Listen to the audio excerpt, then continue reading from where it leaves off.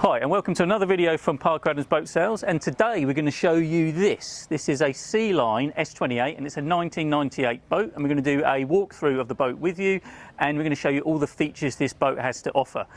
Both myself and my business partner Andrew will be going through this with you, and it's actually been a while since we've done a video. I think the fact that we've been in a COVID era, it's now the middle of May, and this is the first one we've done, I would suggest, for about 6 or 8 weeks. And it's not because we don't want to, it's because we've partly felt we shouldn't really be going around other people's boats at this time, but also boats have just been selling so quickly, we haven't had the chance. And we've only had this on for a week or so, but literally now is our chance to do the video walkthrough before it sells and give you the opportunity to see it.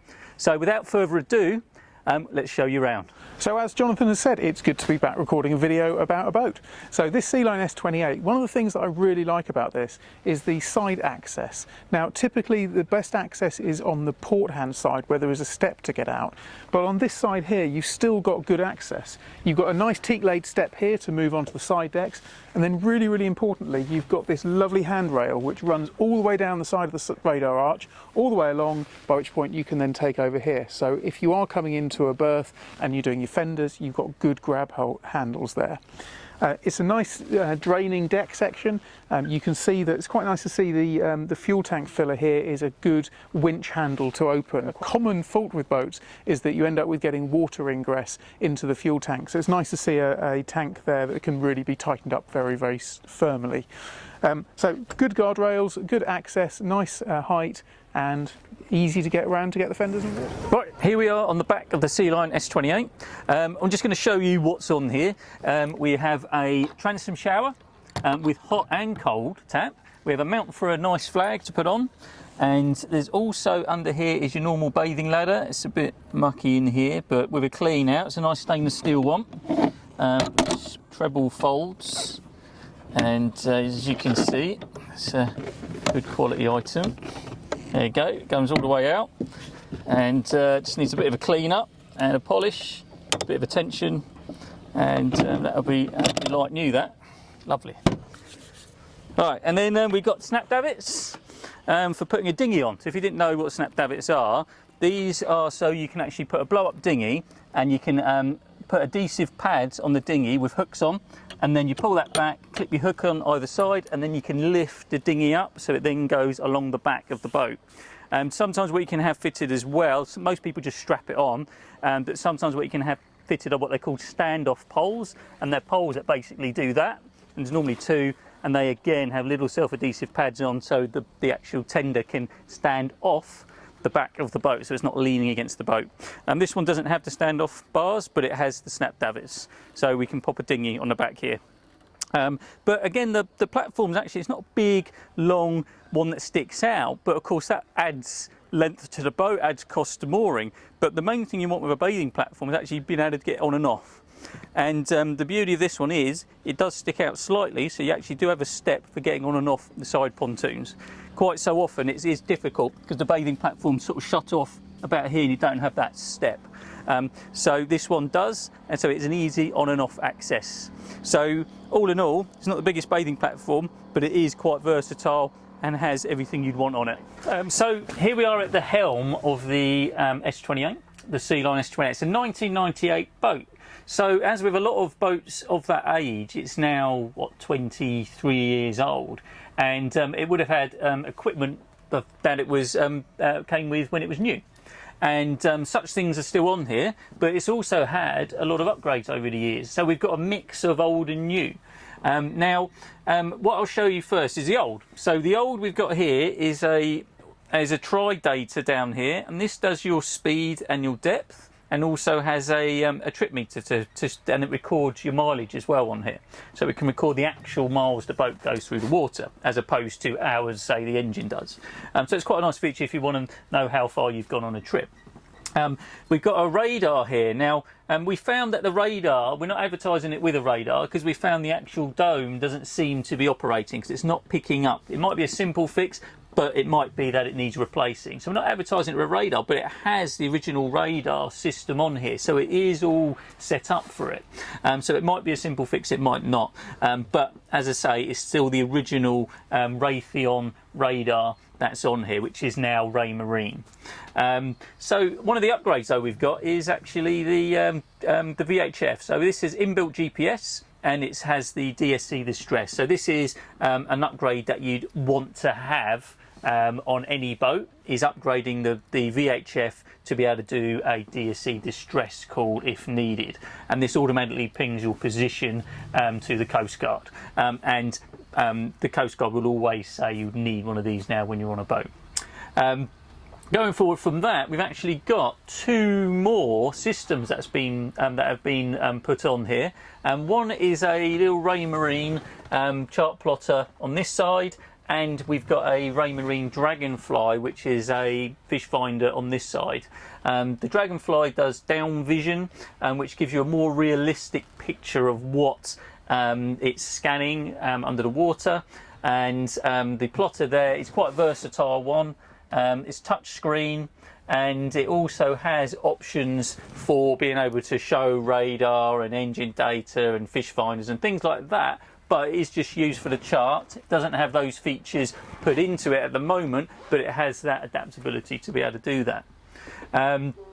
Looking over the dashboard, we've got obviously your usual array of indicators. At some point, the original rev counter on the starboard engine's been replaced, so it does look different from this one, but the engines, we've run them and they do run nice and even, although that does read a different rev to this one when the engines are revving the same. So this may need calibrating, or it just may be something you have to live with. We're not quite sure what we can do with that, but it's just something to bear in mind. But interestingly, when you are going along, the needles actually are in the right position. They just read wrong, so it's a bit strange. But if it was me, I'd have put an original Volvo one back in there. But this is where we are with it.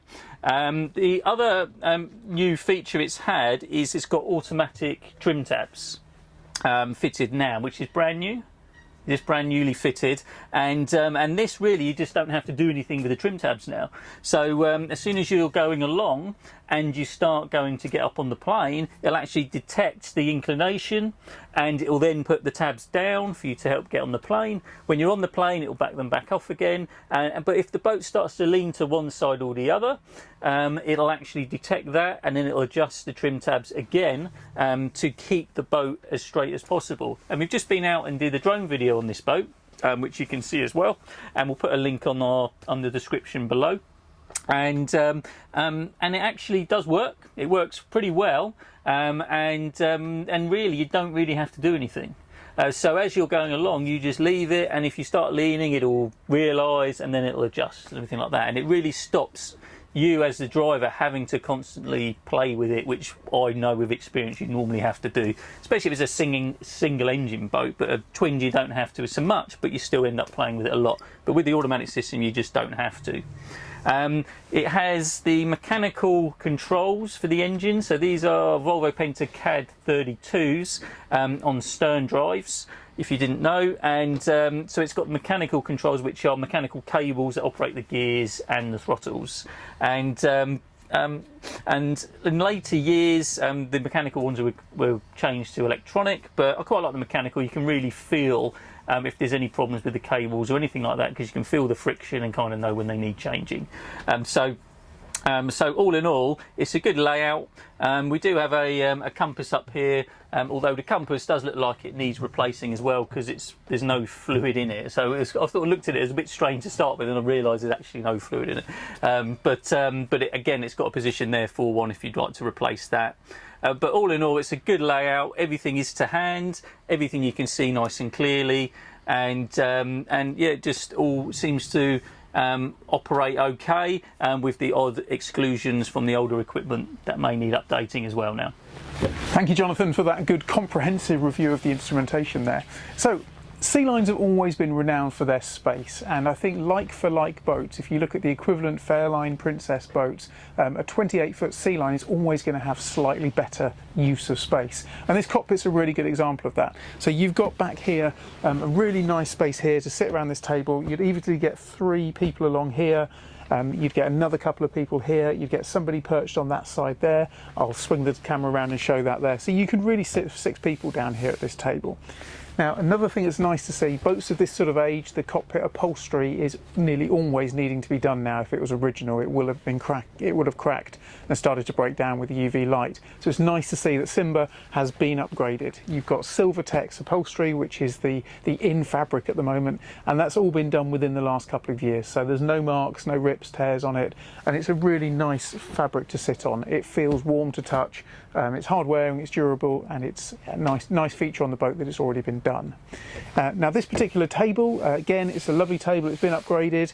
It's quite an interesting design on the S28 that you have it on this sort of hinge system here, where you have a leg under there, the table sits flush here, but if you needed to get access to the engines, what you can do is you can just lift the table up, and then what I would do is I'd probably have a bungee or something, just attach it up there onto the radar arch, and it keeps the table out of the way, but allows nice, easy access to the engine bay. So it's a good area here, nice use of space, and particularly with that canopy up. The canopy comes a long way back, so you've got nice shade from the sun, but also when you're going along, people that sit on this back area here, it would be nicely protected from the wind if you kept that front cover up.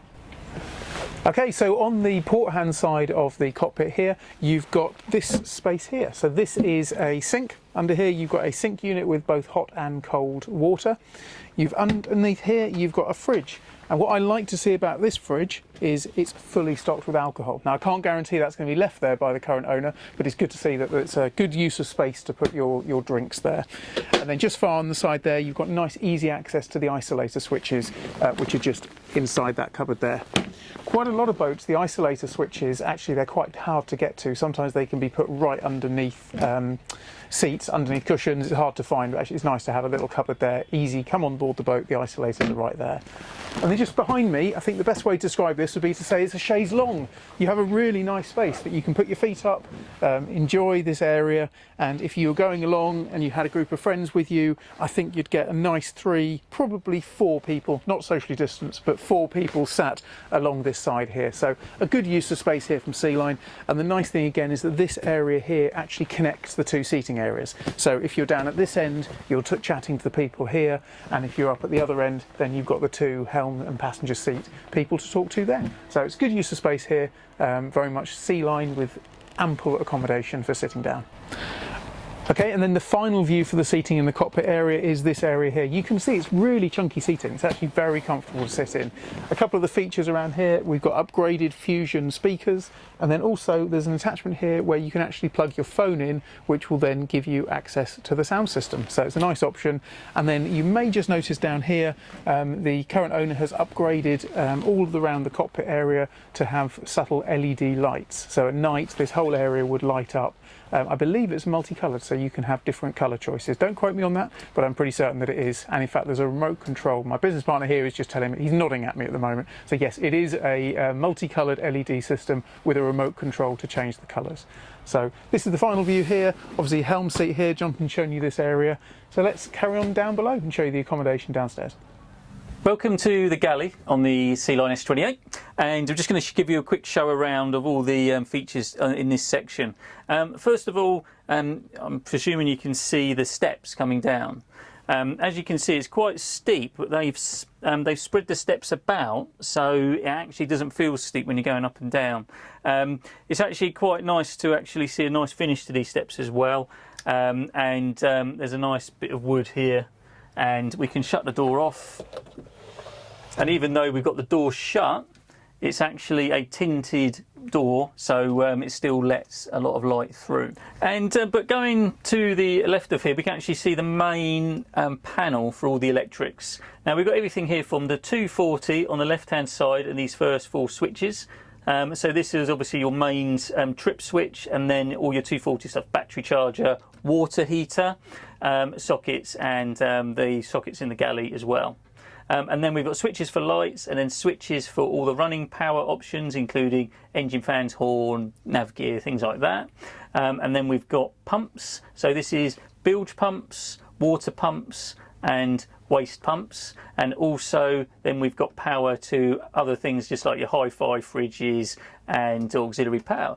And I know Andrew's already shown you one fridge up there, but there is a second fridge as well. I'll show you in a sec. But the last three is we've got water tank level. We can press this and that will show us how much water's in the tank. At the moment just under half. And then we've got current battery voltage, and then we've got ampage used. So if we've got the battery charger on or the engines are running, it should hopefully be in the positive side, so the green side, and if we're using power it will drop down into the red, and it gives us a good idea of how much power we're using, so we can have a good idea of managing that power so we don't run the batteries down too soon. So down here is the second fridge. So we've got two fridges now, and this one is obviously empty at the minute, but it has a freezer compartment as well, and we've got a lovely L-shaped galley surface. So it's actually a very usable surface. It's a double sink, but the double sink does come with a cover that doubles as a chopping board or just as using it as extra space. It's slightly cluttered up at the minute with the person's own stuff, because he's got like a toaster, a kettle and a microwave, but you can imagine if we don't need these things how much space there is, because it is a standalone boat as well. We don't need all this cooking equipment because we do actually have a gas oven with a grill. And we also have I'm assuming it's a 2-ring burner hob, which is gas powered as well under here. Obviously the microwave's here at the moment, so I can't show you it, but it does have, we can do cooking on gas, so we don't necessarily need all this electrical stuff on here, which would actually clear all the space on here as well. And then we've got a usual array of cupboards all around, and it's just a nice well lit area. And there's actually two windows, which is quite unusual to see two opening windows above the galley area, which brings in a lot of light, but we can shut them off with curtains. There are actually lights above here, and the hi-fi is here as well. And we should also have a working, there we go, and a working smoke alarm as well. But all in all, it's a nice area, and we still remember this is a Sealine S28, so it's a 20. Well, Sealine S28 is probably about 29 foot really, but a 29-foot boat. This is a really nice size area for a galley, and I'm 6 foot tall as well. And normally this sort of size of boat you'd be struggling for headroom, but I'm 6 foot tall and I've still got another inch above my head. So actually, it's a great use of space. So I talked earlier about the spaciousness of Sealines, and down below it's really obvious here. I'm sat here obviously in the lounge area, and the two words that come to mind is light and space. You can see you've got two really good sized skylights up in the roof. They're quite unusually for a boat of this size. You've got these additional windows here, so when you're sitting down here having a meal, you actually have got a really nice view out into the marina. So I really like that. In terms of non-natural light, you've got loads of lights up on the ceiling. So you've got 1, 2, 3, 4, 5 lights up in the ceiling. So at night, again, this would be a really nice, bright, cosy place to be.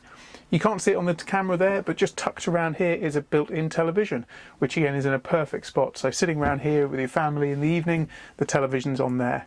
All the windows have got curtains on them. There is also a curtain that pops and attaches onto this, so you can close this cabin off, so it's a really nice private enclosed space in the evening. There's lots of storage again all around here. This lifts up and you've got storage space. You've got the same on the other side, and there's also more storage underneath the seats in here, so all around the space and storage. So it's a nice amount of space to be. Oh, I've lost my train of thought now. I can't really see that. Okay, cool. And it's really hard to lift. Okay, it is very hard to lift. There's also plenty of storage underneath these seats. So each one of these seats has got lockers in it. So lots of storage, lots of space. And again, for a 28-foot boat, it's really surprising how much Sealine have managed to cram into here. Lots of light, lots of space. Okay, and I've now converted this area into the bed, and it's a really good size space here. The table has lowered down, and what you've got is these two infill cushions that have slotted onto the top here. These cushions are normally stored in the back cabins, they're out of the way, and then you've got a really good size space here. So as I'm not quite as tall as Jonathan. Jonathan likes to say he's 6 foot tall, as he is indeed. I'm not, I'm about 5'8", but you've got plenty of space there. If Jonathan were laying here, he would, I think, have enough length to lay down. So it's a good size space there, pretty easy to convert. You've got the table which is on a gas strut, so just take these cushions off and the table lifts back up into position and then store these away. So this is a really nice space here, plenty of space for a couple of people for a good overnighter. Well, if you haven't guessed it, we're now in the heads. I was going to say toilet then, it's not a toilet, is it? It's a heads. I mean the heads of the Sealine S28. I'm actually sat on the heads, and it's one of these heads with actually, it's got a nice cover over the toilet. So Sealine have done this for a while. I think Fairline have done this for a while, the same era as well. But what this does, it makes it into a wet room. So this is also a shower room as well. There is actually a curtain track to actually cover the door completely, but the rest of the room is designed to get wet. There's a drain in the bottom as well, and that will go into a sump pump which will then get pumped out the side of the boat. The toilet itself has been upgraded with a newer style Jabsco pump, so that looks quite new, and it does, I'm presuming it works fine. The whole toilet actually looks like a recent replacement. In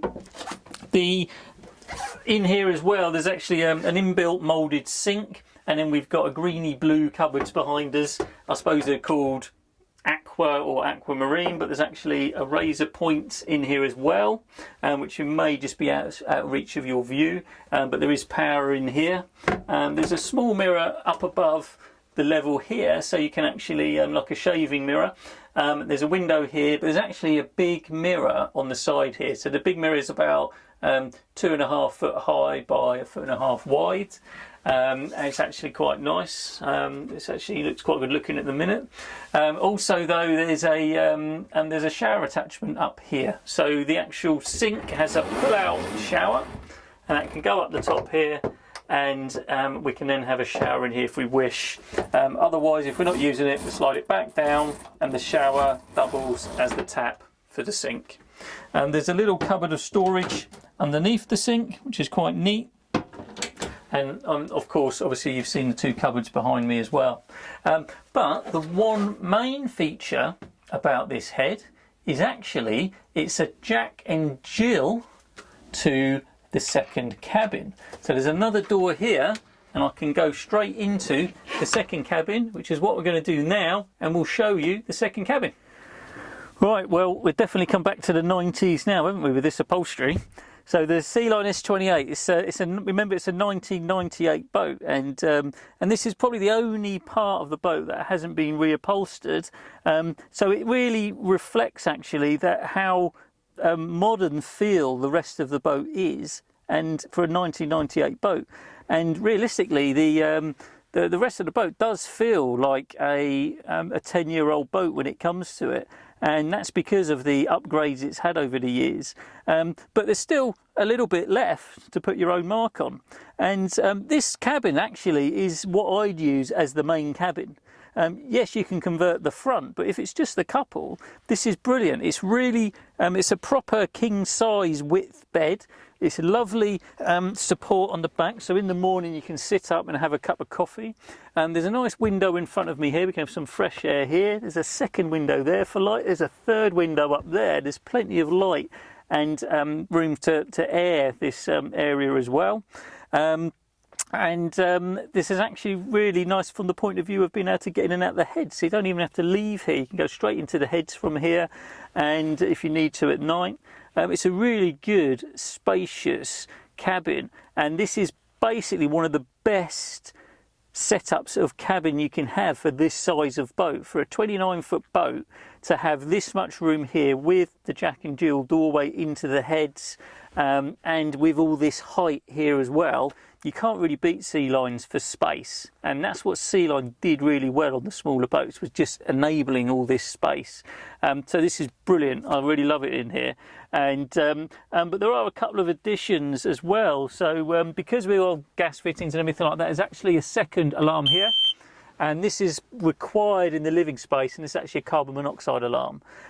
So it's a really good safety addition. There's also a small wardrobe as well in here, believe it or not, and that's probably like half-size clothing, so no long dresses, but certainly jackets and tops and things like that can be stored in there.